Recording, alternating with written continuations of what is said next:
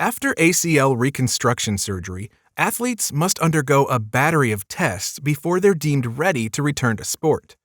Unfortunately, rates of re-injury remain high.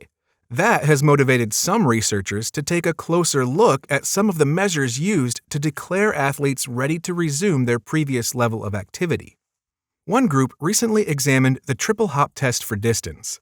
Their findings, reported in the American Journal of Sports Medicine, suggest that comparing hop distances between the affected and non-affected knee could mask serious differences in biomechanics. The team compared 24 male athletes cleared to return to sport after ACL reconstruction with 23 healthy male controls.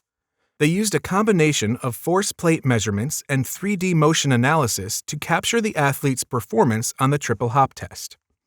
The triple hop test is one of several assessments clinicians use to clear athletes to return to sport after ACL surgery.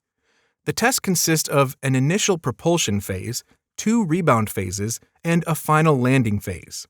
A limb symmetry index of 90% is the recommended cutoff for safe return to sport. Limb symmetry refers to how closely an athlete's repaired limb can match the performance of their other limb. In this study, athletes who had undergone ACL reconstruction performed relatively well, achieving a high symmetry index of 97%. But their biomechanics during the triple hop test told a different story.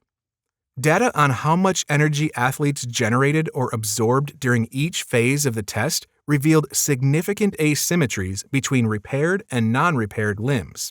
While athletes reached up to 80% symmetry during some phases, symmetries as low as 54% and 66% were observed during the 2 rebound phases. These asymmetries would not be observed if only distance were measured during a triple hop test.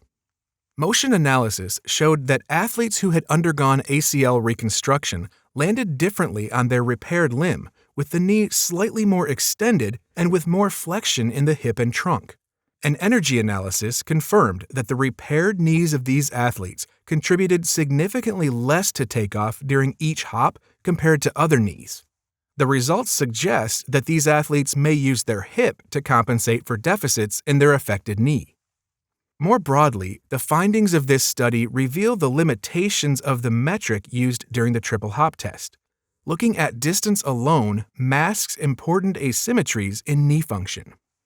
Unfortunately, the expertise and equipment required to perform biomechanical assessments aren't available in routine clinical settings.